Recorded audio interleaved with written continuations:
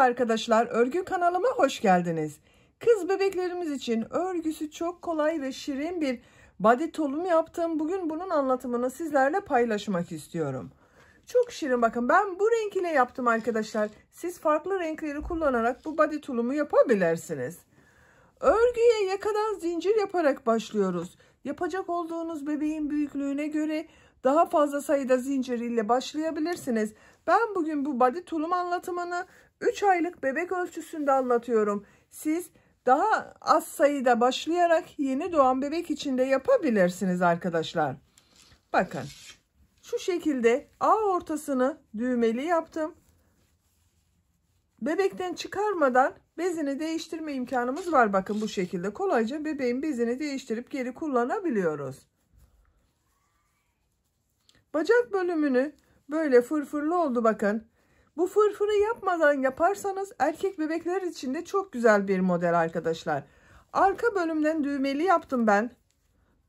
Bakın bu şekilde 2 düğme ile yaptım. Bebeğe giydirip çıkarması kolay. Bu düğme rahatsız eder derseniz siz bu düğmeli bölümü ön bölüm olarak kullanabilirsiniz arkadaşlar. Ön bölümü düğmeli yapabilirsiniz. Bu kesme yaptığımız bakın bacak bölümlerinde düğmeli taraftan ön bölümün ayarlamasını yapabilirsiniz. Yakasına bu şekilde de bakın fiyonk çalışması yaptım. Bu fiyongun yapılışında ben daha önceden YouTube kanalıma yükledim arkadaşlar. Eğer siz de bunun gibi bir fiyonk yapmak isterseniz bu fiyongun olduğu YouTube linkini ben bu videonun açıklama bölümüne ekliyorum. Siz izlediğiniz bu videonun açıklama bölümünde bulunan tığ işi kolay fiyonk linkine tıklarsanız bunun gibi bir fiyonk hazırlayabilirsiniz veya kendinize göre farklı şekilde de süsleme yapabilirsiniz. Aslında hiç süslemeye de gerek yok. Sade olarak da çok güzel arkadaşlar. Bakın kol ucunda fırfırlı yaptım. Bunun örgüsünde iplik olarak ben bugün Canan el örgü iplikleri vardı. Bunu kullandım. Kullandığım iplik üzerinde 100 gram iplikte 320 metre var. Renk numarasını soranlar için de bakın BS027 arkadaşlar. Siz bunu istediğiniz marka iplik ve renkleri kullanarak yapabilirsiniz. Ben bugün farkındalık olsun diye bu şekilde bir yeşil renk kullanmayı tercih ettim. Beyaz renk iplikte bakın bu fırfır bölümlerini beyaz renkli yaptım. Siz isterseniz kendi rengiyle de devam edebilirsiniz arkadaşlar. Arka bölüme de 2 tane düğme kullandım. Tığ olarak da yumuşak da olsun diye 3 milimetre bakın 5 numara 3 milimetre tığ kullandım. Siz daha büyük numaralı tığlar kullanırsanız benimle aynı sayıda yaptığınız zaman yaptığınız bu tulum 6 aylık bebek için olur arkadaşlar. Tığ işi örgülerde elinizde çok sıkı yapmazsanız çok iyi olur. Bakın benim elim çok sıkı değil. Yaptığım bebek örgüleri de yumuşak oluyor. Örgüye başlamadan önce ölçülerini de söylüyorum, fikriniz olsun arkadaşlar. Bakın kol altının buradan gövde genişliğini ölçüyorum. 23 santimetre. Yüksekliğini ölçüyorum. Tam yüksekliğini ölçüyorum. Bakın ağ ortasına kadar olan yükseklik 36 santimetre. Kol altından bu bacak bölümüne başladığımız yeri ölçüyorum yüksekliğe. 18 santimetre. Ağ ortasının genişliğini ölçüyorum arkadaşlar. Bakın şu şekilde ölçüyorum. 7 santimetre. Bu ölçüde 3 aylık bebek için güzel bir ölçü. Benim size söylemiş olduğum bu ölçüler standart bebek ölçüsü arkadaşlar. Sizin bebeğiniz kilolu bir bebekse 3 aylık için küçük gelebilir veya zayıf bir bebekse 6 aylık bebek için olur. Hazırsanız ipliği tığı hazırlayalım. Hep birlikte bugünkü örgümüze başlayalım. Örgü kanalıma abone değilseniz abone olmayı unutmayın lütfen. Örgü kanalıma abone olmak ücretsiz. Örgü kanalıma ücretsiz abone olup orada bulunan zil şeklinde dokunarak açık yaparsanız kanalıma video yüklediğim zaman ilk önce size bildirim gelir. Örgülerimden herkesten önce sizin haberiniz olur. İzlediğiniz videolarıma beğeni ve yorumlarınızı da yaparsanız çok sevinirim arkadaşlar. Örgü kanalıma ücretsiz abone olup beğeni ve yorumlarıyla da destek olan bütün arkadaşlara ayrıca teşekkür ederim. Hepinize kolay gelsin. İyi çalışmalar. Örgüye yakadan zincir yaparak başlıyorum. Zincire başlamak için ilk ilmeği ben bu şekilde yapıyorum. Size nasıl kolay geliyorsa ilk ilmeği öyle yapabilirsiniz. Zincirleri yapmaya başlıyorum. Çok sıkı zincirler yapmayalım. Başlangıç için 70 zincir yapıyorum.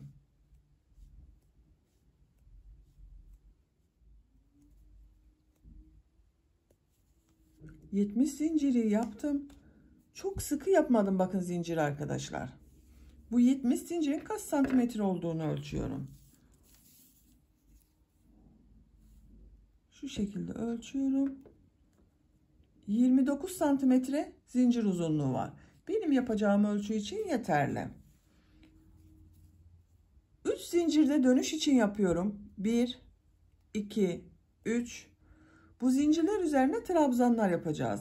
Yaka ayrımlarını bu sırada yapıyoruz arkadaşlar.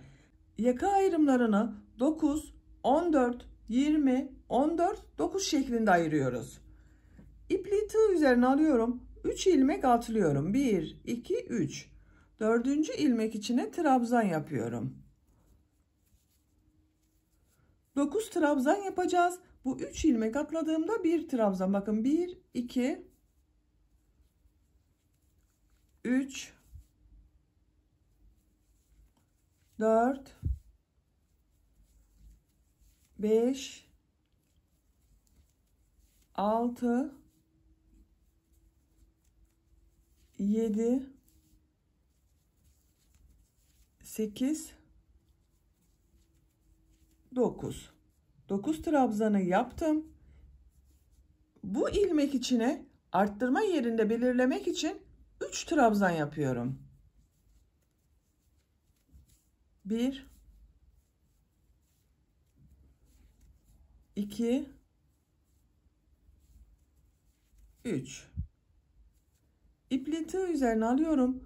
Kol bölümü için 14 trabzan yapıyorum. 1, 2,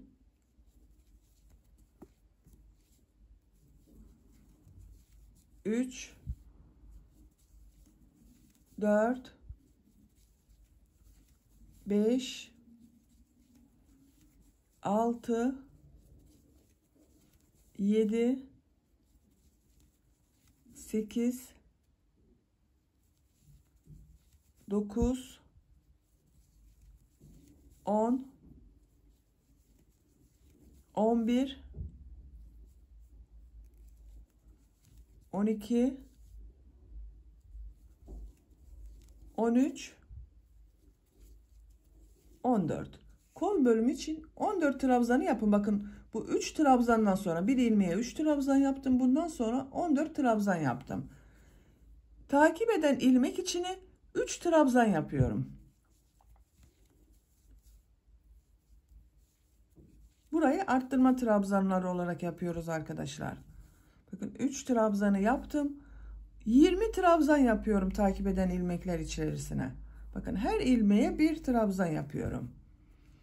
1, 2, 3, 4, 5, 6, 7, 8, 9, 10, 11, 12, 13, 14, 15, 16, 17, 18, 19, 20. Bakın 20 trabzanı yaptım. Takip eden ilmek içerisine 3 trabzan yapıyorum. Arttırmalar için 3'er trabzan yapıyoruz arkadaşlar aynı ilmek içine. Kol bölümü için 14 trabzan yapıyorum. Bakın ilk ilmek içine bir trabzan yaptım. Diğerlerinde trabzan yaparak devam ediyorum.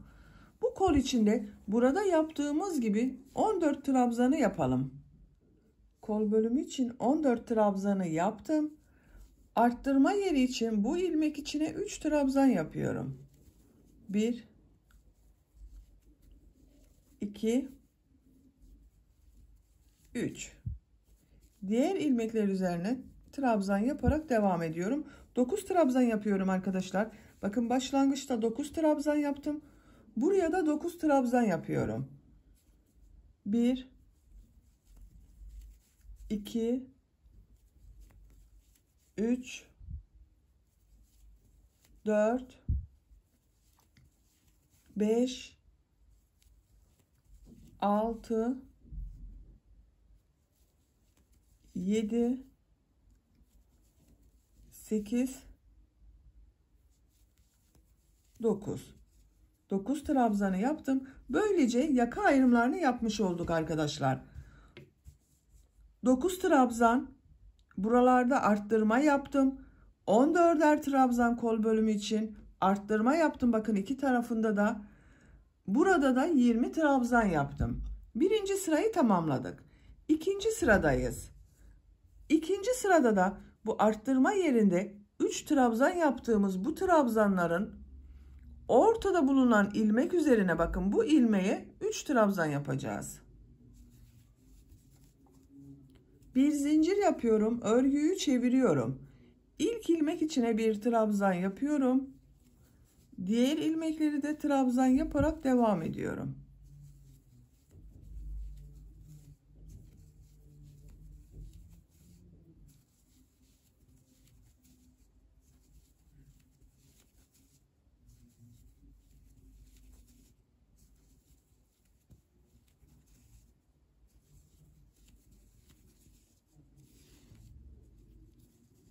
Bakın burada 1, 2, 3, 4, 5, 6, 7, 8, 9 trabzanı yaptım.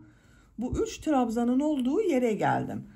Bu trabzanın üzerine bir trabzan yapıyorum. Ortada bulunan bakın bu ilmek üzerine 3 trabzan yapıyorum. 1, 2, 3. Bakın. Bu 3 trabzandan önce burada 10 trabzan oldu arkadaşlar. Sayalım bakın. 2, 4, 6, 8, 10. Bir trabzan arttırması yaptık. Bu 3 trabzan bakın burada. Kol bölümünde bulunan ilmekler üzerine trabzan yaparak devam ediyorum. Bu arttırma yerine kadar trabzanları yaparım. Burayı bir defa daha göstermek istiyorum. Arttırma yapacağım yere kadar kol bölümünde bulunan trabzanları yaptım. Bakın bir alt sırada 3 trabzan yaptığım yere geldim. İlk trabzanın üzerine trabzan yaptım. Bu ortada bulunan bakın. Bu ilmek üzerine 3 trabzan yapıyorum.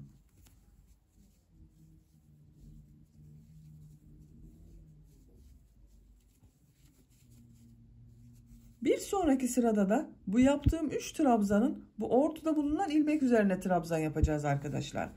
Diğer ilmeklere birer defa trabzan yapıyorum. Bakın. Bu robanın arttırmaları çok kolay. Bu arttırma yerinde de bakın burada bulunan bu 3 trabzanın ortada bulunan ilmek üzerine 3 trabzan yapalım. Diğerlerine birer defa. Burada da bu ortada bulunan ilmek üzerine 3 trabzan yapalım. Sıra sonuna kadar tamamlayalım. Sıra sonuna kadar tamamladım. Sıra sonunda bir ilmek kaldı. Burayı size göstermek istiyorum arkadaşlar. Bir alt sırada trabzan sırasına başlarken 3 ilmek atlayarak bir trabzan yapmıştım. Bakın bunun bu son zincirin üzerine bakın, burada bulunan zincir üzerine trabzan yapıyorum. Görüntüsü bakın bu şekilde oldu. Bakalım arkadaşlar. İkinci sırada arttırmaları yapmaya devam ettik. Bu 3 trabzan yaptığım yerlerde ortada bulunan ilmek üzerine 3'er trabzan yaptık bakın. Görüntüsü bu şekilde robanın. Üçüncü sıradayız.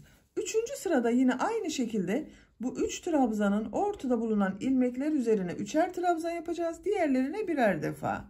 Bir zincir yapıyorum. Örgüyü çeviriyorum. İlk ilmek üzerine trabzan yapıyorum. Diğer ilmekler üzerine trabzan yapıyorum. Bakın bu bir zincir yaptım. Trabzan olmuyor arkadaşlar. İlk ilmek içerisine bir trabzan yapıyorum, o trabzan.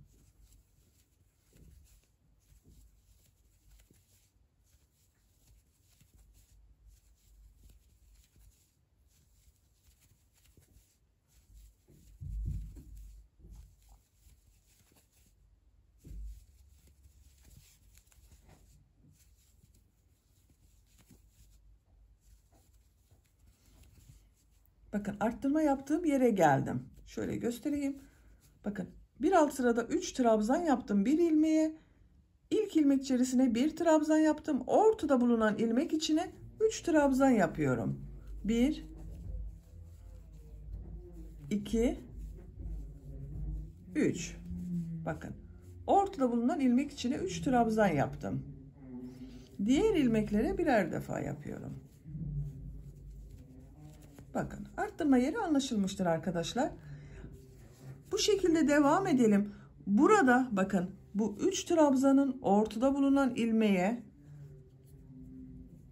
bunun ortada bulunan ilmek üzerine ve bu 3 trabzanın ortada bulunan ilmek üzerine 3'er defa trabzan yapalım.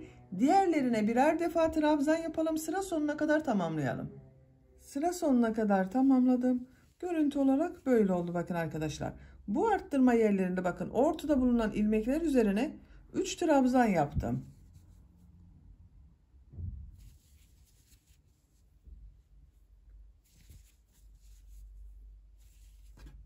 Üçüncü sırayı tamamladık. Robanın örgüsünün arttırmaları bu şekilde devam edecek. Her sırada bakın bu 4 noktadan bu ortada bulunan ilmekler üzerine bakın 3 trabzan yaptığım ilmeğin ortada bulunan ilmekler üzerine 3'er defa trabzan yapacağız. Robanın örgüsünü yapacak olduğunuz bebeğinizin büyüklüğüne göre bu 4 noktadan düzenli arttırmalar yaparak tamamlayalım gelelim. Robanın örgüsünü 4 noktadan düzenli arttırmalar yaparak 9 sıra olarak tamamladım. Sayıyorum. 1, 2, 3, 4, 5, 6, 7, 8, 9. 9 sıranın kaç santimetre olduğunu ölçüyorum. Ölçtüğüm zaman 8,5 santimetre yükseklik var arkadaşlar. Benim yapacağım ölçü için yeterli.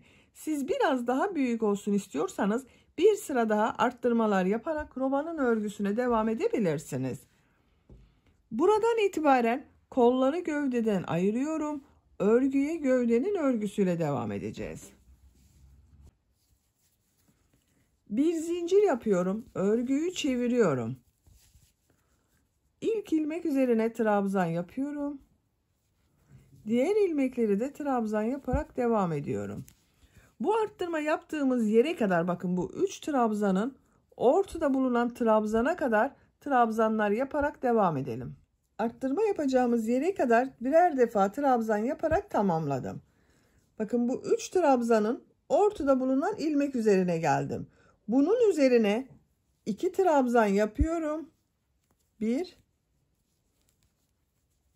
2. 3 trabzan yapmadım. 2 trabzan yaptım. Burada kolları atlayacağız. Diğer bölüme geçeceğiz arkadaşlar. Kaç trabzan olduğunu sayıyorum. 2, 4, 6, 8, 10, 12, 14, 16, 18, 20 trabzan oldu. Bir zincir yapıyorum. Tığ üzerine iplik alıyorum. Bu kol bölümünde bulunan bütün ilmekleri atlıyorum. Bakın bu arttırma yerine 2 trabzan yapıyorum.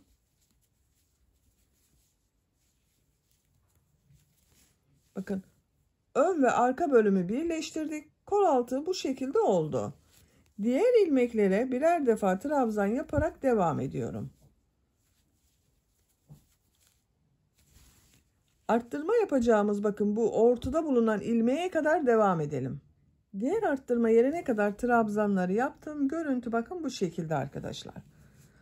Bakın bu arttırma ilmeğinin üzerine 2 trabzan yapıyorum. 1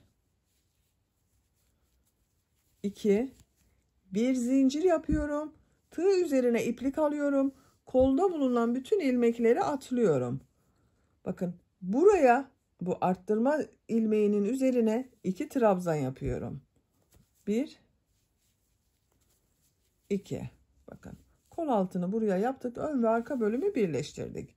Diğer ilmeklere birer defa trabzan yapıyorum. Sıra sonuna kadar devam edelim. Trabzanları sıra sonuna kadar tamamladım. İpliği burada kesiyorum arkadaşlar.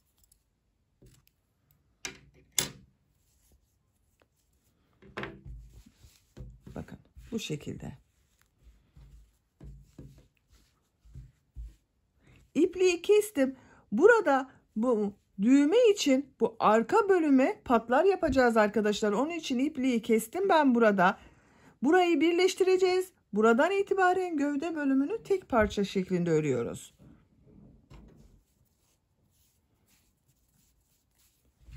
İlk önce bakın şu şekilde tuttuğunuz zaman bu tarafın bakın.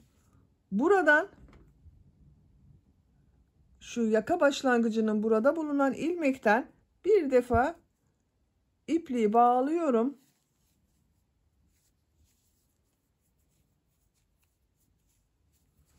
Buradan bir ilmek yapıyorum. Bir zincir yaptım. Sık iğne yapıyorum. Sık iğne sırası yapıyoruz bakın. Her trabzan sırasına 2 sık iğne yapıyorum. 1 2 1 2 1 2. Bakın her trabzan sırasına 2 sık iğne yapıyorum.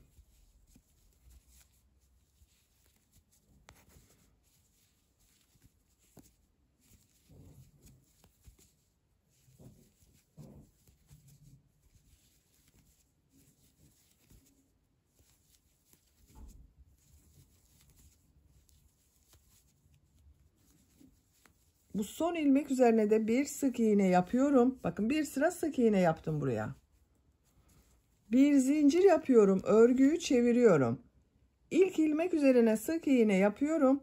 Diğer ilmeklerde sık iğne yapıyorum. Sıra sonuna kadar devam edelim. Sıra sonuna kadar sık iğneyi yaptım. 2 sıra sık iğne oldu burada. İpliği tekrar kesiyorum.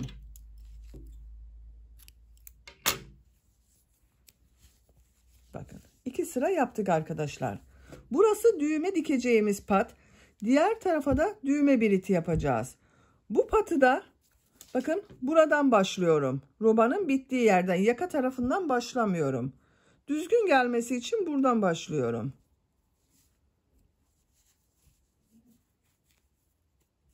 Yine bir defa iplik bağlıyorum. İlmek yapıyorum. Sık iğne yapıyorum. Yine her trabzan sırasına 2 sık iğne yapıyorum. Buraya kadar devam edelim. Diğer tarafta da burada başladığım yaka başlangıcına kadar bakın sık iğneyi yaptım. İkinci sıradayız. İkinci sırada buraya düğme ilikleri yapacağız arkadaşlar. Bir buraya, bir buraya, 2 düğme iliği yapıyorum. Bir zincir yapıyorum. Örgüyü çeviriyorum. İlk ilmek üzerine sık iğne yapıyorum. Düğme iliği için 2 zincir yapıyorum. 2 ilmek atlıyorum. 1 2 3. ilmek içine sık iğne yapıyorum. Bakın 1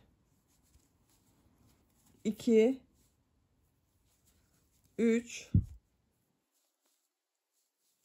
4 5 6 7 8 9 sık iğne yaptım. Tekrar düğme iliği için 2 zincir yapıyorum. 2 ilmek atlıyorum. 3. ilmek içine sık iğne yapıyorum. Bakın ikinci düğme iliğini de buraya yaptık. Sıra sonuna kadar sık iğneler yaparak devam ediyorum.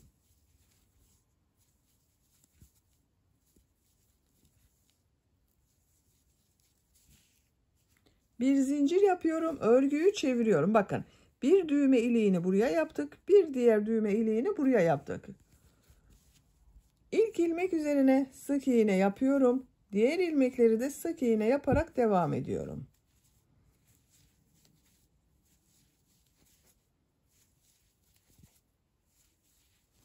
Bakın 2 zincir yaptığım yere geldim. Bu 2 zincirin üzerine 2 sık iğne yapıyorum.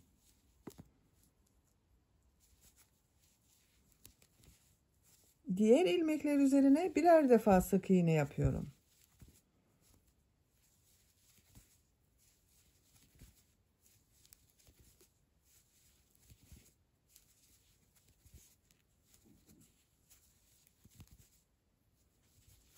Bakın düğme iliği yaptığım 2 zincire geldim. Üzerine 2 sık iğne yapıyorum. Burada bir sık iğne yapmıştım. Üzerine bir sık iğne yapıyorum. Bakın düğme biriti yapacağımız yeri de yaptım arkadaşlar. Yakanın çevresinde de sık iğneler yaparak devam ediyorum. İlk ilmek üzerine bakın. Bir sık iğne yapıyorum. Diğer ilmeklere de birer defa sık iğne yapıyorum. Her ilmek üzerine bir sık iğne yapıyorum.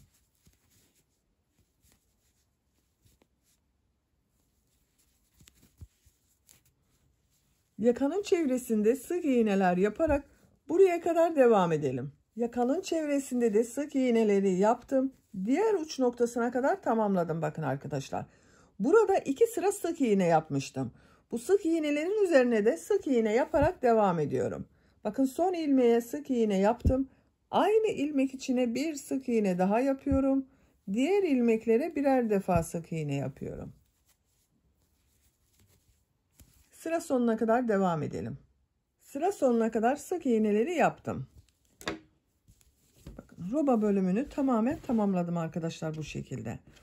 Bakın buraya düğmelerini dikeceğiz. Bu düğme biriti yaptığımız bakın bu düğme iliklerini yaptığımız yer buranın üzerinde olacak. Bakın şu şekilde yerleştireceğiz. Şimdi bunu da birleştiriyorum arkadaşlar.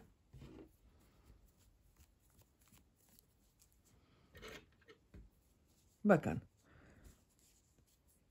Şuradan sayıyorum. Bakın 1, 2, 3 ilmek atlıyorum. Bu ilmeğe tığ taktım.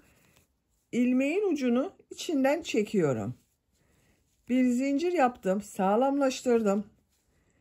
Bu ilmeğe sık iğne yapıyorum. Karşıdan da ilmeği alıyorum. Sık iğne yapıyorum. 1, 2, bakın son ilmek. Karşıdan da bu ilmeği aldım. Sık iğne yaptım. Bakın 2 bölümü birleştirdik sık iğne ile.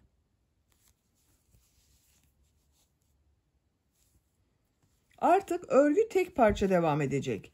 Diğer ilmeklere birer defa sık iğne yapıyorum. Her ilmek üzerine bir sık iğne yapıyorum.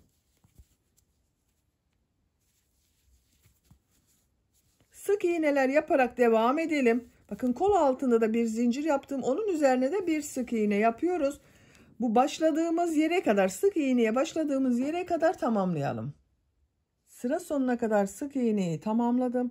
Son ilmek ile burada yaptığım bakın ilk ilmeği ilmek kaydırma yaparak sırayı birleştiriyorum. Bakın arkadaşlar robanın çevresinde bir sıra sık iğne yaptık. Buradan itibaren model bölümüne başlıyoruz. Model bölümü bir sıra model yapıyoruz, bir sıra sık iğne yapıyoruz. Sık iğneyi örgünün düz tarafından yapıyorum. Model bölümünü örgünün ters tarafından yerleştiriyoruz arkadaşlar. Popcorn modellerinin kabarık durması için örgünün ters tarafından model yerleştirmesi yapıyoruz. Bakın kol altının görüntüsü de böyle. 2 zincir yapıyorum. Örgüyü çeviriyorum. Modeli bakın bu şekilde yapıyorum popcorn modelini. Bu ilk gördüğüm ilmek üzerine trabzan yapıyor gibi tığ taktım. İlmek aldım. Bir defa ilmek alıyorum. 2 ilmekten çıkardım. İkinciyi çıkarmıyorum. Bekletiyorum. Tekrar tığ üzerine iplik alıyorum. İlmekten ilmek çektim. Tığ üzerinde bakın 4 ilmek var. İlmek alıyorum. 2 ilmekten çıkardım. Tekrar tığ üzerine iplik doluyorum. İlmek alıyorum. Çektim. Tığ üzerinde bakın 2, 4, 5 ilmek var. 2 ilmekten çıkardım. 4 ilmek var. Hepsinin içinden bir defa da çekiyorum. Bakın popcorn modelini yaptım. Bir zincir yapıyorum. Tığ üzerine iplik alıyorum. Bakın örgünün ters tarafındayım. Bir ilmek atlıyorum. İkinci ilmek içerisine popcorn modeli yapıyorum. Bakın yavaş gösteriyorum. Uzatıyorum. 2 ilmeği çıkardım. Diğerini çıkarmıyorum, bekletiyorum. Tekrar tığ üzerine iplik doluyorum. İlmek aldım. İlmek alıyorum. 2 ilmekten çıkardım. Diğerini bekletiyorum. Tekrar tığ üzerine iplik alıyorum. Bakın 3. trabzan yapıyor gibi yapıyorum. 2 ilmekten çıkardım. Tığ üzerinde 4 ilmek var. 3 trabzan yapıyor gibi yaptım bakın burada. Hepsinin içinden bir defa da çekiyorum. Bir zincir yapıyorum. Tığ üzerine iplik alıyorum. Bir ilmek atlıyorum. İkinci ilmek içine popcorn modeli yapıyorum. 1 2 3 defa topluyorum bakın arkadaşlar. Tığ üzerinde 4 ilmek var. Hepsinin içinden bir defa da çekiyorum. Bir zincir yapıyorum. Bir ilmek atlıyorum. İkinci ilmek içerisine 3 defa toplayarak popcorn modeli yapıyorum.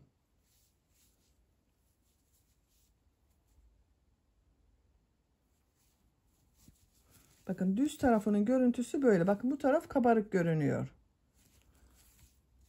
Bu şekilde bu kol altına kadar devam edelim. Popcorn modelleri yaparak kol altına kadar tamamladım. Kaç model yaptığımı sayıyorum buraya kadar. Bakın 2, 4, 6, 8, 10, 11 model oldu. Bu kol altında bulunan ilmek üzerine de bir popcorn modeli yapıyorum arkadaşlar. Atlama yapmıyorum burada. Bir zincir yapıyorum. İlmek atlaması yapmadan gördüğüm ilk ilmek üzerine bir popcorn modeli yapıyorum.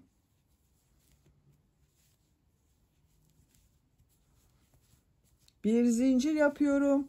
Yine atlama yapmadan bakın ilk ilmek üzerine model yapıyorum.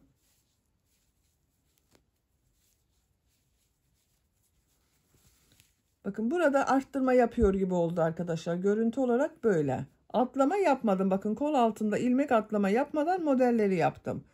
Bir zincir yapıyorum. Bir ilmek atlıyorum. İkinci ilmek içine model yapıyorum. Bir zincir yapıyorum. Bir ilmek atlıyorum. İkinci ilmek içine model yapıyorum.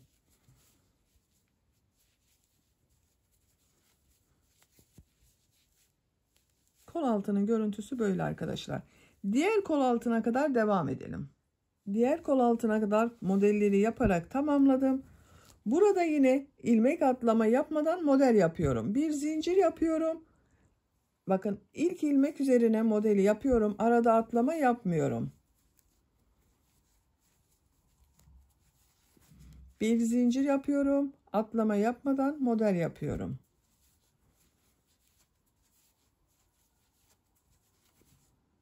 Bir zincir yapıyorum. Atlama yapmadan bakın ilk ilmek içine model yapıyorum.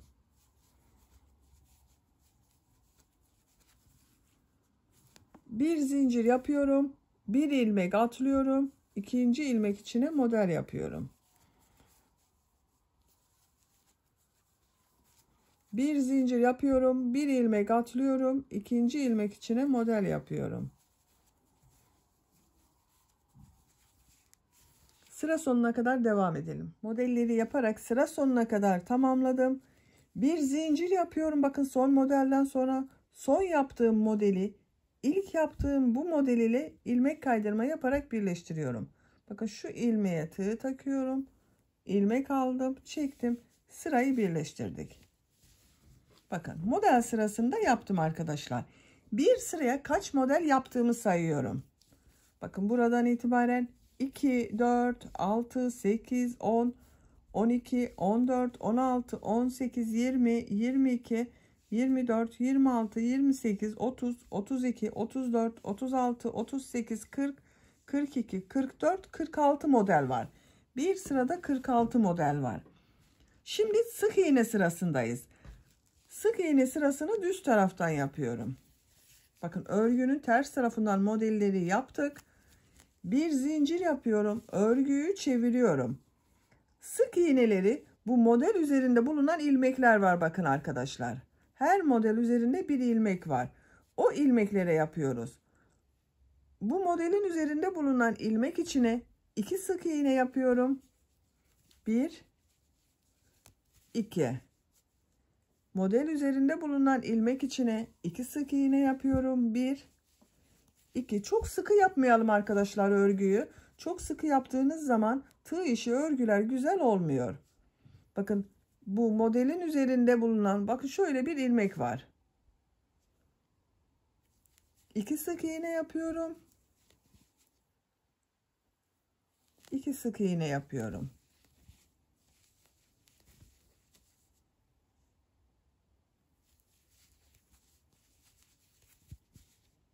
Sık iğneler yaparak sıra sonuna kadar devam edelim. Sık iğneler yaparak sıra sonuna kadar tamamladım. Son modelin üzerine de bakın 2 sık iğne yaptım arkadaşlar. Bu ilmek ile burada bulunan ilmeği ilmek kaydırması yaparak sırayı birleştiriyorum. Bakın bu sırada da örgünün düz tarafından bir sıra sık iğne yaptım. Şimdi tekrar model sırasındayız. 2 zincir yapıyorum. Örgüyü çeviriyorum.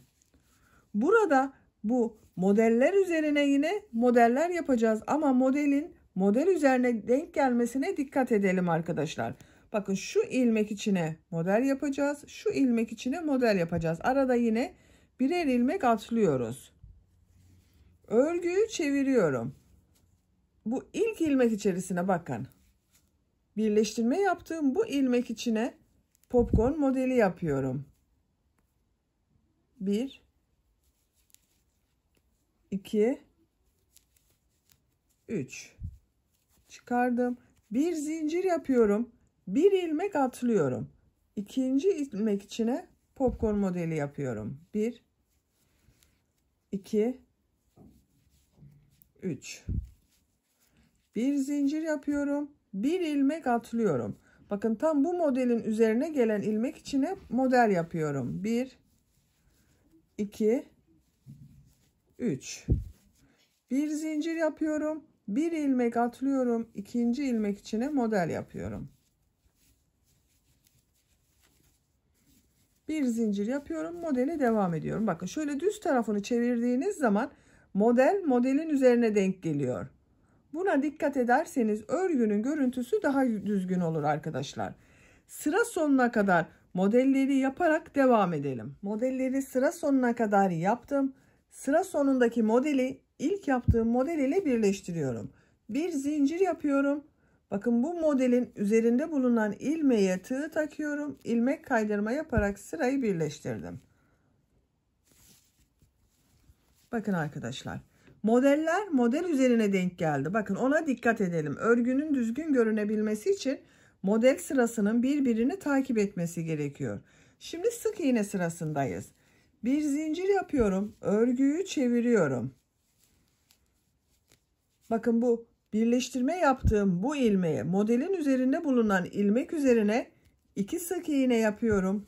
1 2 diğer model üzerinde bulunan ilmeğe 2 sık iğne yapıyorum. 1 2 bakın model üzerinde bulunan ilmeklere sık iğne yapıyoruz. Bu boşluklara değil.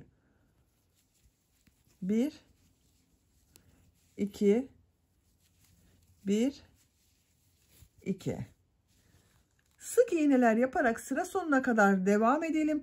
Sıra sonunda model yerleştirmesini tekrar birlikte yapmak istiyorum arkadaşlar. Modeli başlama sırasında belki şaşıran arkadaşlar olabilir. Onun için model başlama sırasını tekrar göstermek istiyorum.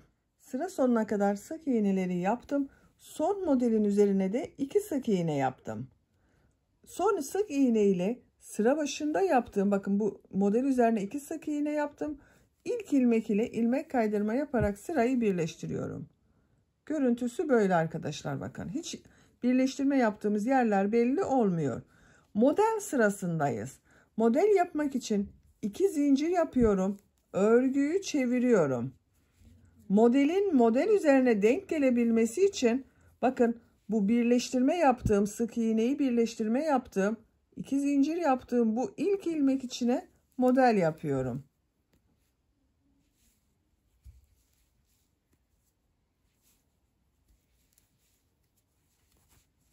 Bir zincir yapıyorum.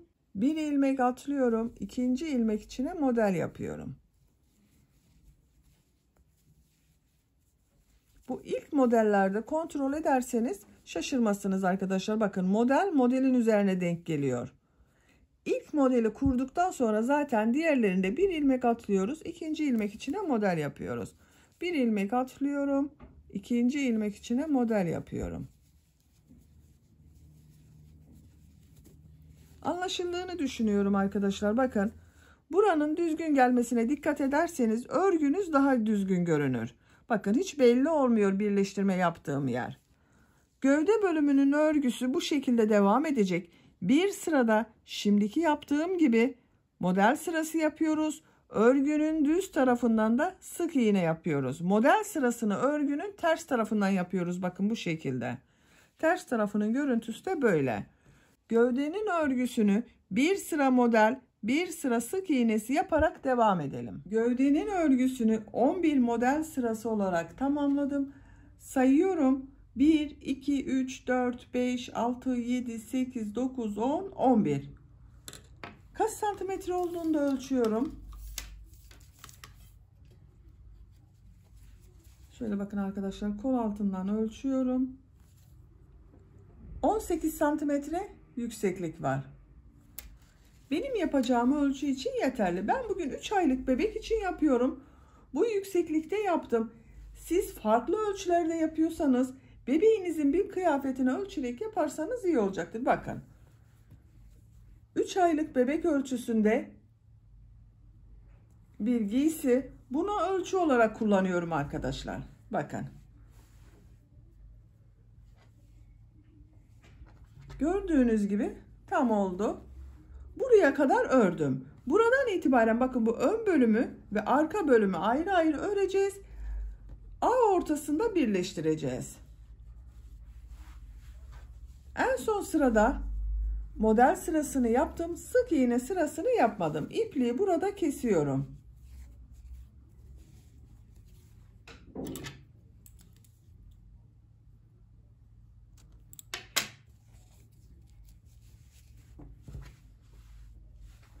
Şimdi ön bölümü bakın.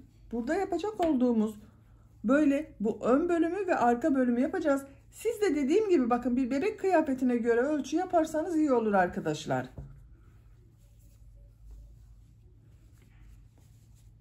Arka ortaya bir işaret yapıyorum.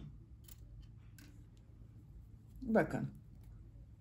Buna bir işaret yaptım. Burası arka orta. Kaç model olduğunu sayıyorum. Bakın işaretten sonra 2, 4, 6, 8, 10, 12, 14, 16, 18, 20, 22, 24, 26, 28, 30, 32, 34, 36, 38, 40, 42, 44, 46 model var. Bakın bununla birlikte 46 model var. İlk önce arka bölümleri işaretleyelim. Arka bölüm için 9 model sayıyorum. Bakın bu işaretten sonra 2, 4, 6, 8, 9. 9'uncuya bir işaret takıyorum. Bu taraftan da sayıyorum. 2, 4, 6, 8, 9. 9'uncuya işaret yaptım. Bacak bölümünde kalacak modelleri sayıyorum. 1, 2, 3, 4, 5, 6 model. 7.'ye işaret yapıyorum. Bu 7. olan ön bölüm için olacak arkadaşlar. Diğer taraftan da sayalım. Bakın. Bu arka bölüm için burayı ayarladık. Sayıyorum bakın. 2, 4, 6, 8, 10, 12, 14, 16, 18, 19 model var arka bölüm için. Buradan sonra sayıyorum bak. 2, 4, 6, 7.'ye ön bölüm için işaret yapıyorum. Bakın bu yeşil ile yaptıklarım ön bölüm için olacak. Kaç model olduğunu sayıyorum bak. 2, 4, 6, 8, 10, 12, 14, 15 model ön bölüm için yaptık.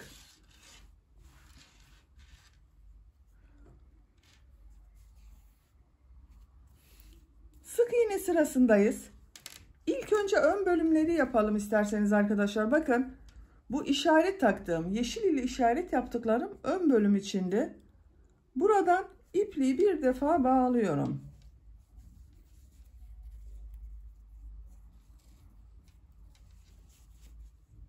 Bu ilmek üzerine ilmek yapıyorum. Bir zincir yaptım. Bir sık iğne yapıyorum. Bakın bu model üzerine 2 sık iğne yapıyorduk. Burada bir eksiltme yapmak için bir sık iğne yaptım. Diğer model ortasına 2 sık iğne yapıyorum. Devam ediyorum. Bakın model üzerinde bulunan ilmeklere 2 sık iğne yapıyorum.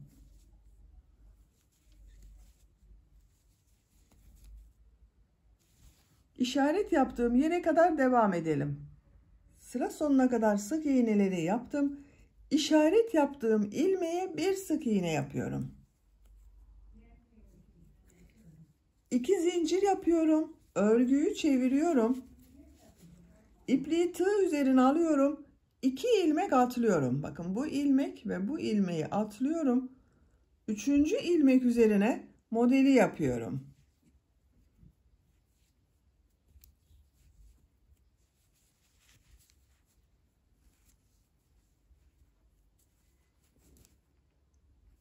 Bir zincir yapıyorum. İpliği tığ üzerine alıyorum.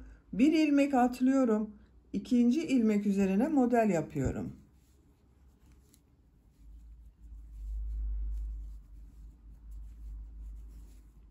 Bu şekilde modelleri yapıyoruz arkadaşlar. Bakın burada ilmek atlayarak 2 ilmek atladım. Eksiltme yaptım. Sık iğnede de bir ilmek yaparak eksiltme yaptım. Sıra sonuna kadar devam edelim. Sıra sonuna kadar modelleri yaptım. Bir zincir yapıyorum. Bakın burada 1, 2, 3 ilmek kaldı arkadaşlar. Buraya bir ilmek atlayıp model yapacağız. Son ilmeği de model ile bağlantı yapmak istiyorum. Bir ilmek atlıyorum. Model yapıyorum. Bakın 2 trabzanı yaptım. Üçüncüyü son ilmekten alıyorum. Bir zincir yapıyorum. Örgüyü çeviriyorum. Bakın kaç model yaptığımızı sayalım. 2, 4, 6, 8, 10, 12, 13 model oldu. 15 model işaret yapmıştım. Bir model burada boş kaldı. Bir model burada boş kaldı. İlk ilmek üzerine bakın. Model üzerine bir sık iğne yapıyorum. Diğerlerine 2 sık iğne yapıyorum.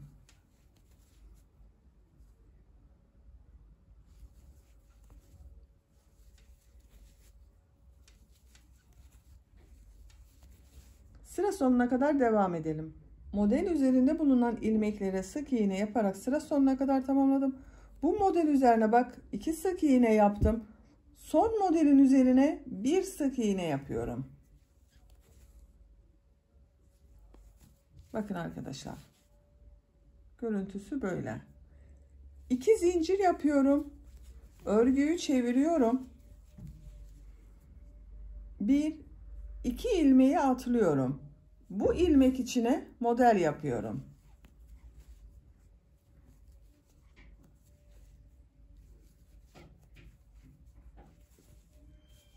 Bir zincir yapıyorum. Bir ilmek atlıyorum.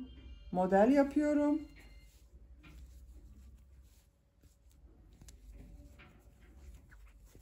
Bir zincir yapıyorum. Bir ilmek atlıyorum. Model yapıyorum.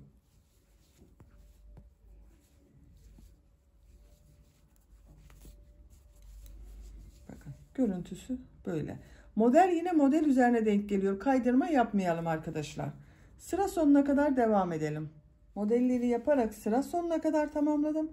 Sıra sonunda bakın bir model kaldı. Bir zincir yapıyorum. Modelin üzerine 2 trabzanı topluyorum. 3. trabzanı son ilmekten alıyorum. Bir zincir yapıyorum, örgüyü çeviriyorum. Bakın bu sırada da 2 4 6 8 10 11 model oldu. Her sırada 2 model eksik oluyor. İlk ilmek üzerine sık iğne yapıyorum. Bir sık iğne yaptım. Diğer ilmekler bakın üzerine 2 sık iğne yapıyorum.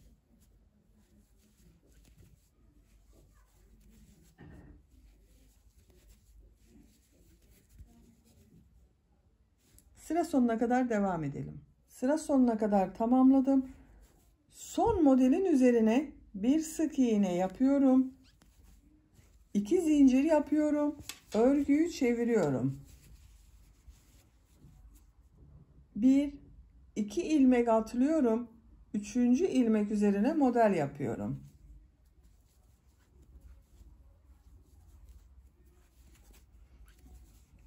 Bir ilmek atlıyorum. 2. ilmek üzerine model yapıyorum. Bir zincir yapıyorum, devam ediyorum. Bakın modelleri kaydırma yapmıyorum arkadaşlar. Üzerine denk geliyor. Sıra sonuna kadar devam edelim. Sıra sonuna kadar modeli yaptım. Bakın son modeli tekrar gösteriyorum arkadaşlar. Bir ilmek atlıyorum. Bu modelin üzerine 2 trabzanı topluyorum. Üçüncüyü son ilmekten alıyorum.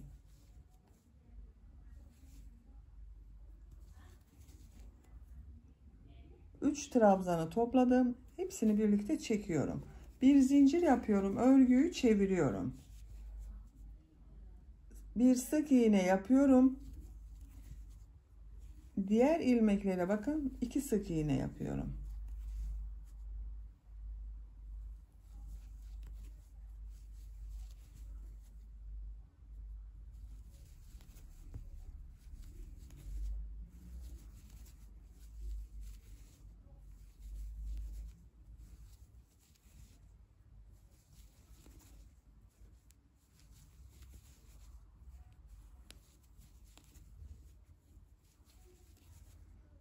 Son ilmeğe bakın son modelin üzerine bir sık iğne yapıyorum. Bakın bu şekilde. A ortası için bu genişlik yeterli. Siz isterseniz bir sıra daha devam edebilirsiniz. Daha büyük çocuklar için yapıyorsanız arkadaşlar. Bir zincir yapıyorum. Örgüyü çeviriyorum.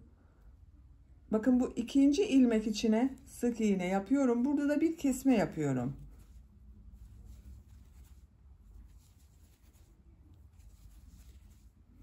Sıra sonuna kadar sık iğne yapıyorum.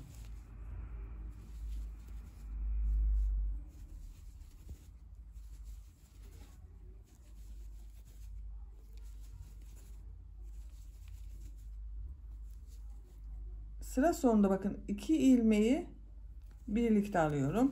Sık iğne yapıyorum. Bir zincir yapıyorum. İlk ilmek üzerine sık iğne yapıyorum. Diğer ilmekleri de sık iğne yapıyorum.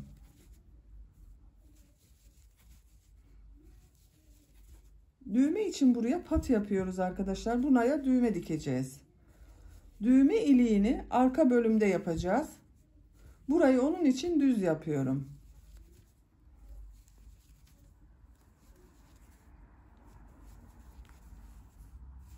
Bakın bu şekilde. Bir zincir yapıyorum. Bir sıra daha yapalım. Küçük olmasın.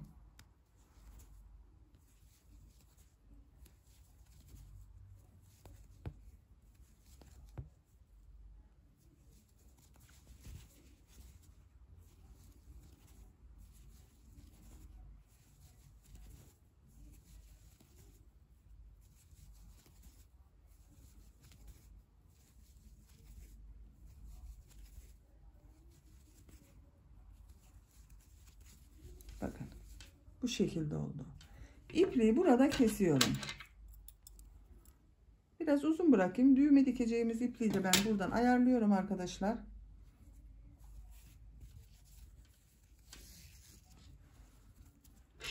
Bakın şöyle bakalım. Ön bölümü hazırladık. Şimdi arka bölümü yapalım. Arka bölümde aynı bu ön bölüm gibi kesmeler yaparak devam edeceğiz. Arka bölüm için işaret yaptığım yerler bakın. Bu kırmızı ile sarı arasında bulunan boşluğa arka bölümü yapacağız. Bu kırmızı ile işaret yaptığım yerden ipliği bir defa bağlıyorum.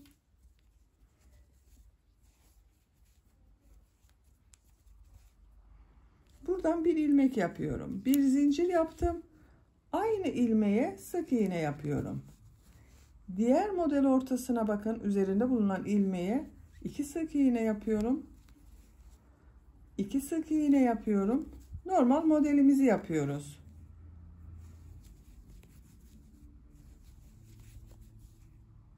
Sık iğneler yaparak bu sarı ile işaret yaptığım yere kadar devam edelim. Sarı ile işaret yaptığım yere kadar bakın, sık iğneleri yaptım. Modeller üzerinde bulunan ilmeklere 2 sık iğne yaptım arkadaşlar. Bu sarı ile işaret yaptığım yere bir sık iğne yapıyorum. 2 zincir yapıyorum. Örgüyü çeviriyorum. Model sırasındayız. 1-2 ilmeği atlıyorum. 3. ilmek üzerine model yapıyorum.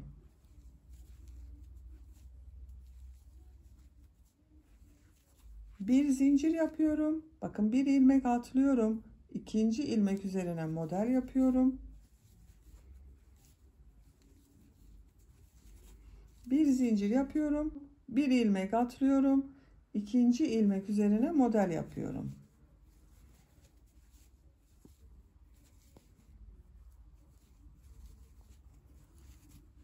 Bir zincir yapıyorum, devam ediyorum. Bakın, yine kaydırma yapmadım arkadaşlar.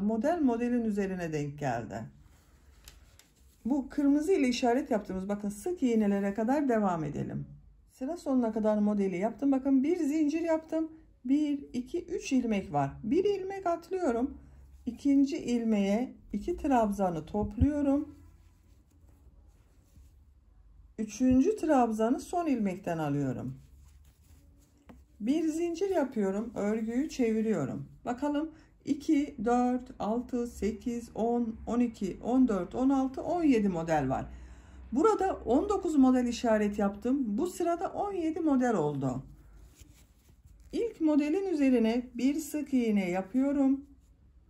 İkinci model üzerine 2 sık iğne yapıyorum. Diğer modeller üzerine de 2 sık iğne yapıyorum. Bu şekilde sıra sonuna kadar devam edelim.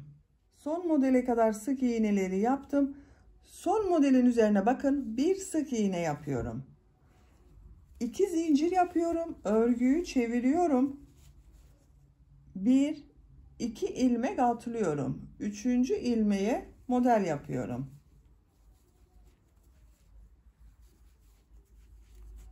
Bir zincir yapıyorum. Bir ilmek atlıyorum. 2. ilmeğe model yapıyorum. Bir zincir yapıyorum, devam ediyorum. Modelleri yaparak sıra sonuna kadar devam edelim. Modelleri yaparak sıra sonuna kadar tamamladım. Burada bakın, bir model kaldı arkadaşlar. Bir zincir yapıyorum. Bir ilmek atlıyorum. Bu model üzerine model yapacağız. 2 trabzanı topluyorum. 3. trabzanı son ilmekten alıyorum. Buranın düzgün görünmesi için böyle yapıyoruz. Bir zincir yapıyorum. Örgüyü çeviriyorum. Bakın, 2 4 6 8 10 12 14 15 model oldu bu sırada. Her sırada bir burada, bir burada, bir model eksik oluyor. İlk ilmek üzerine sık iğne yapıyorum. Model üzerine 2 sık iğne yapıyorum. 2 sık iğne yapıyorum. 2 sık iğne yapıyorum. Bakın, arka bölümün örgüsü de böyle kenarlardan her sırada eksiltme yaparak devam edecek. Bu arka bölümün örgüsünde ön bölümle aynı sayı kalasıya kadar kesmeler yaparak devam edelim. Arka bölümün örgüsünde de kesmeler yaparak ön bölümde burada kalan sayı kadar tamamladım arkadaşlar. Bakın, ön bölümde 1 2 3 4 5 6 7 8 9 model kaldı. Arka bölümde de 1 2 3 4 5 6 7 8 9 model olasıya kadar kesme yaptım. Şimdi sık iğne sırasındayız. Bu arka bölüme düğme için düğme ilikleri de yapacağız. Bir sıra sık iğne yapalım. Bir zincir yapıyorum. Örgüyü çeviriyorum. İlk ilmek içine, bakın, ilk modelin üzerine bir sık iğne yaptım. Bakın, 2 yapmadım. 1 yaptım. Bir kesme yaptım. Diğer model üzerine 2 sık iğne yapıyorum. 2 sık iğne yapıyorum.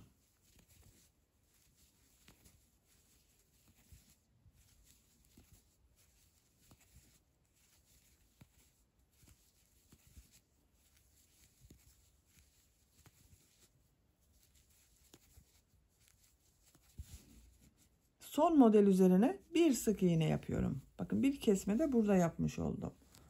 Bir zincir yapıyorum, örgüyü çeviriyorum. Bakın bir sıra sık iğne yaptım. Bunun üzerine bir sıra daha sık iğne yapıyorum.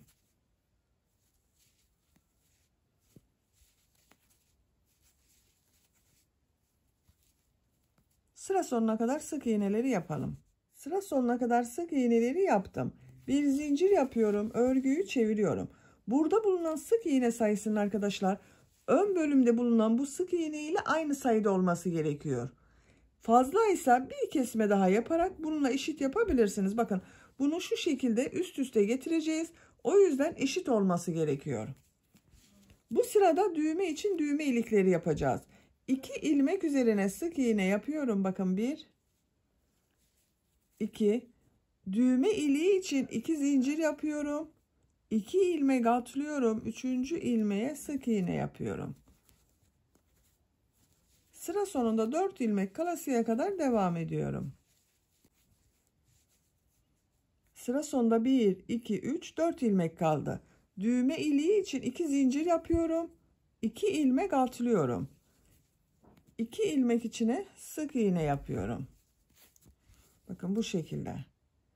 2 düğme iliğini yaptık. Bir zincir yapıyorum. Örgüyü çeviriyorum. Sık iğne sırası yapıyorum. İlk ilmek üzerine sık iğne yapıyorum. İkinci ilmek üzerine sık iğne. Bu 2 zincirin üzerine 2 sık iğne yapıyorum. Diğer ilmeklere birer defa sık iğne yapıyorum. 2 zincir yaptığımız için 2 zincirlerin üzerine 2 sık iğne yapıyorum.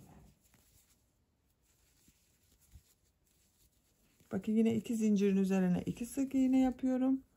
İlmekler üzerine birer defa. Bakın arkadaşlar. Bu şekilde daha belirgin oldu.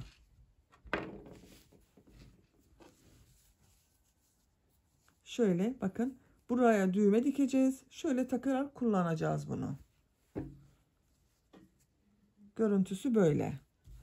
Şimdi bu bacak çevresinde bir sıra sık iğne yapmak istiyorum ben. Bakın ipliği kesmedim arkadaşlar. Kendi rengiyle bir sıra sık iğne yapıyorum. Bir zincir yapıyorum. Bakın böyle devam edersem örgünün görüntüsü ters geldi. Onun için örgüyü çeviriyorum. Bu sık iğnelerin üzerinden bir sıra sık iğne yapıyorum.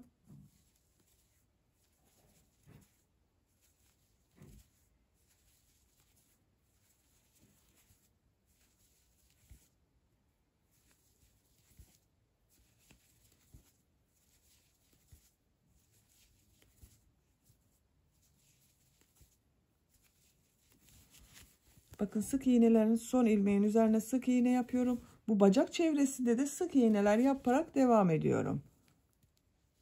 Bakın aynı ilmeğe bir sık iğne yaptım. Gördüğüm ilmekler üzerine birer defa sık iğne yapıyorum.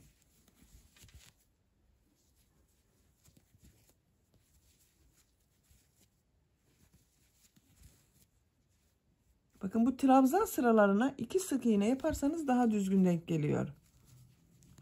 Bakın 1, 2, sık iğne sırasına 1 sık iğne yapıyorum. Trabzan sırasına 2 sık iğne yapıyorum. Sık iğneler yaparak devam edelim. Diğer ön patta da bakın burada da sık iğneler yaparım. Başladığımız yere kadar devam edelim arkadaşlar. Başladığım yere kadar sık iğneyi yaptım. İpliği burada kesiyorum arkadaşlar.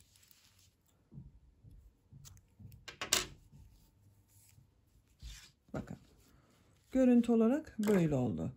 Burada sık iğneye başladım. Bu bacak çevresinde sık iğneleri yaptım. Burada da sık iğneleri devam ettim. Diğer bacak örgüsünde de sık iğneyi yaptım. Buraya kadar tamamladım. Bakın görüntü olarak böyle.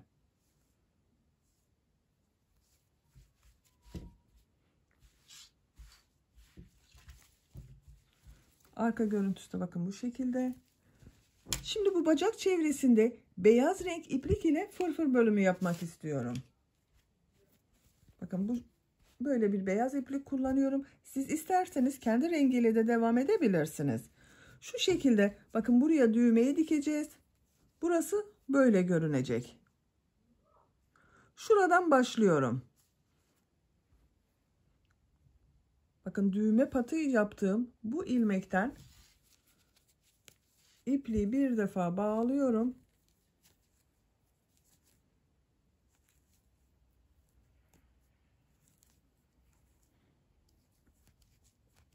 Üç zincir yapıyorum. Bu ilmeğe bakın. Şunu 2 defa iplik doluyorum tığ üzerine. Buraya trabzan yapıyorum. 3 trabzan yapıyorum arkadaşlar. 2 defa iplik doluyorum. İkinci bakın ilmek üzerine 2 trabzan yapıyorum. Üçlü 2 trabzan yapıyorum. Bakın 1, 2, 3 defa da çıkarıyorum. 2 defa iplik doluyorum. 3 defa da çıkarıyorum. 1, 2, 3. 2 defa iplik doluyorum. Diğer ilmek içine 3 tane üçlü trabzan yapıyorum.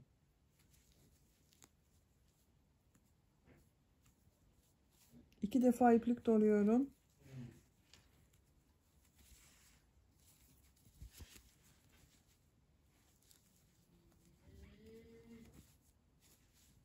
İki defa iplik doluyorum. Diğer ilmeğe 2 tane üçlü trabzan yapıyorum.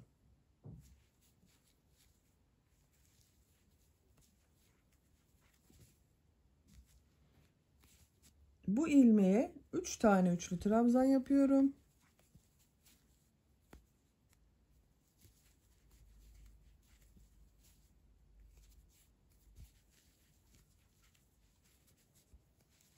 Bir sonrakine 2 üçlü trabzan yapıyorum. Bakın 2, 3, 2, 3. Bu şekilde bir ilmeğe 2, bir ilmeğe 3 trabzan yaparak buraya kadar devam edelim. Bakın bu patı yaptığımız bu ilmeğe kadar devam edelim. Diğer bacak örgüsünde de aynı şekilde bakın buradan başlayalım. Bir ilmeğe 2, bir ilmeğe 3 trabzan yaparak buraya kadar devam edelim. Her iki bacak örgüsüne trabzanlardan oluşan fırfır bölümünü yaparak tamamlayalım. Her iki bacak çevresinde fırfır bölümlerini yaparak ben tamamladım. Bakın arkadaşlar. Diğer bacak örgüsünde tamamladım. Bu orta bölümde yaptığımız bakın düğme iliklerinin tam karşısına gelen yere sık iğne yaptığımız yere 2 tane de düğme diktim.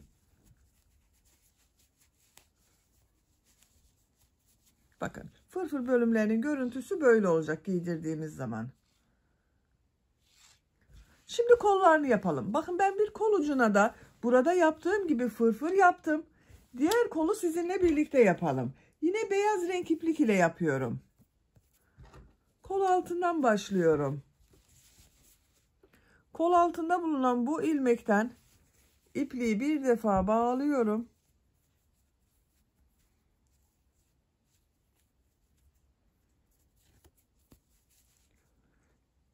İlmek yapıyorum. 2 defa iplik doluyorum.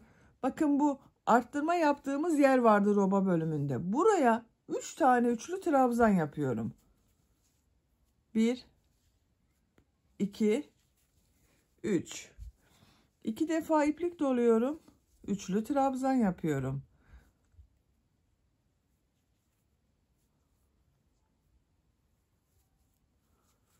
Kol çevresinde her ilmeğe 3 tane üçlü trabzan yapacağız arkadaşlar. Bakın ikinci ilmeğe de 3 tane üçlü trabzan yapıyorum.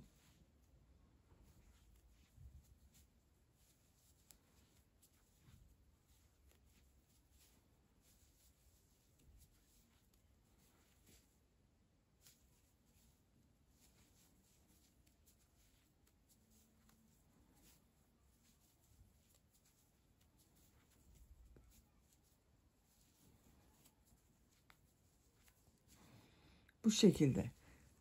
Sıra sonuna kadar devam edelim. Sıra sonuna kadar tamamladım. Sıra sonunda bakın bu arttırma yaptığım ilmeğe de 3 tane üçlü trabzan yaptım. Son ilmek ile kol altında yaptığım bu ilk ilmeği ilmek kaydırma yaparak sırayı birleştiriyorum. Bakın burayı birleştirdik arkadaşlar. İpliği kesiyorum.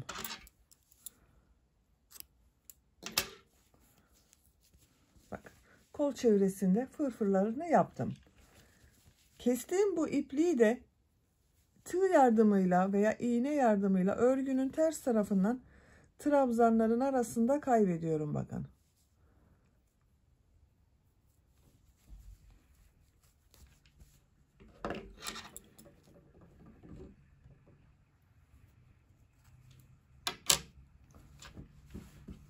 Bakın çok güzel oldu. Ben diğer kolu yaptım. Siz de diğer kolu, bu kolu başladığımız gibi başlayıp aynı şekilde her ilmeği üçer tane üçlü trabzan yaparak tamamlayabilirsiniz. Bakın. Arka bölüme bu şekilde 2 tane de düğme diktim ben. Düğme iliği yaptığım yerlerin tam karşısına gelen yere düğmelerini diktim.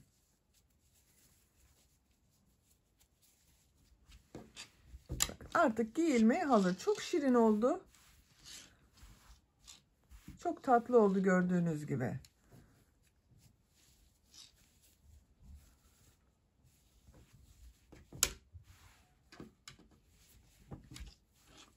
Bitmiş olarak size ölçülerini söylüyorum. Kol altının buradan gövde genişliğini ölçüyorum. 23 santimetre. Yüksekliğini ölçüyorum arkadaşlar. Kol altından bu bacak bölümünü başladığımız yere kadar olan yükseklik 18 santimetre. Omuzdan itibaren ortasına kadar olan yüksekliği ölçüyorum.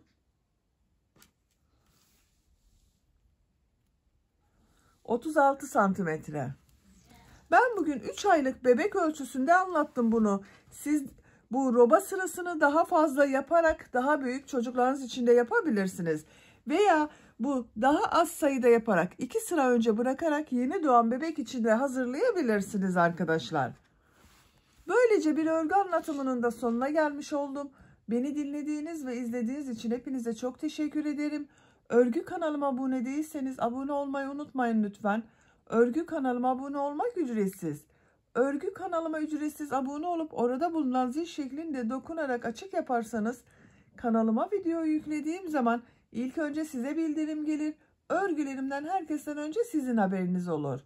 Sizlerle yeni örgülerde görüşmek dileğiyle. Hoşça kalın, sevgiyle kalın.